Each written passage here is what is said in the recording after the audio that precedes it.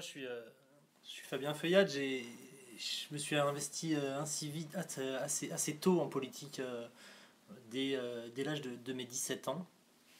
Et voilà, je me suis investi comme un jeune militant au départ parce que je voulais lutter contre les injustices et contre le.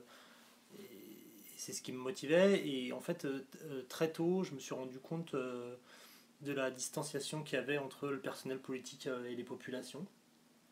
Et donc, moi, mon choix premier a été de travailler ce lien, et de travailler ce lien où j'habitais. C'est-à-dire que de le travailler à Antony, au lycée, et puis après, avec, comme l'a rappelé Marie-Claire, les Amis du cinéma, et puis après, au Grand Ensemble, et à travers l'association Citoyens Antony. Donc, même si je me suis engagé dans les partis politiques très tôt, c'est assez rapidement que j'ai fait un choix de travail plus autonome, où finalement, avec un peu plus de liberté et surtout beaucoup moins de barrières, on a pu imaginer, travailler des dispositifs où je me sentais utile à l'autre. C'est comme ça que s'est construit au fond mon parcours politique. Ça dure jusqu'en 2008 environ. Et puis en 2008, quand je deviens conseiller municipal et je me rends compte que il va falloir être ultra exigeant, il va falloir être toujours à l'écoute de tout le monde et de mes partenaires et de mes adversaires pour agir juste. Et ça va me donner, je pense à ce moment-là, une force. Ça veut dire que je vais devenir quelqu'un de fédérateur sur le territoire antonien et les gens vont reconnaître mon action. Ils vont comprendre comment j'agis et ils vont s'y retrouver. Parallèlement, il est vrai que Citoyens Antony, on fait que de l'action locale et la société dans laquelle on vit, elle est en mouvement. Et moi, je suis un peu désespéré de voir une gauche qui est un peu sans boussole.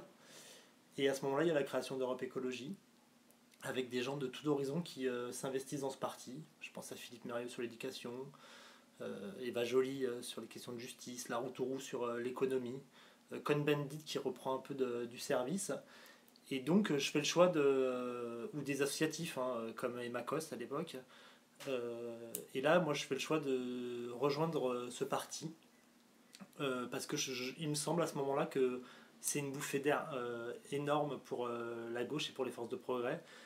Et donc, je vais faire un bout de chemin avec Europe Écologie, et ce qui me vaudra d'être candidat à l'élection cantonale en 2011, puis candidat à l'élection législative de 2012, où à chaque fois on a fait des scores assez intéressants. Et surtout des scores pleins d'espoir parce on faisait bouger les lignes et alors que tout le monde nous disait que Antony était un fief de la droite, et bien nous, élection après élection, on montrait que une autre voie, une autre façon de faire de la politique était possible sur Antony. Ça s'est un peu brisé en 2012 avec le fait que les appareils politiques n'ont pas cru à ce qu'on avait construit, malheureusement, et ce qui fait qu'on a eu un parachutage malheureux. Évidemment, pour moi, ça a été une fracture. Une fracture parce que moi, un de mes repères, c'était Bertrand Delanoë. Bertrand Delanoë, il était sur un territoire de droite pendant des années, il était dans l'opposition. Il était là, toujours, et certains le raillaient d'être dans l'opposition parisienne. Et en même temps, il s'était dit moi, un jour, je serai prêt, le jour où Paris sera prêt à tomber, je serai là. Et je l'avais un peu en exemple. Et je me disais moi, le jour où il y aura une chance sur Antony, je serai là. Et de fait, on était là. Et de fait, on était prêt. Malheureusement, c'est les appareils nationaux qui nous en ont empêchés. Et puis, il faut dire la vérité. À Citoyens Antony, on fait le choix de la liberté d'action, de ton, et personne ne nous dicte ce qu'on doit faire ou pas faire en fonction de circonstances politiques ou politiciennes.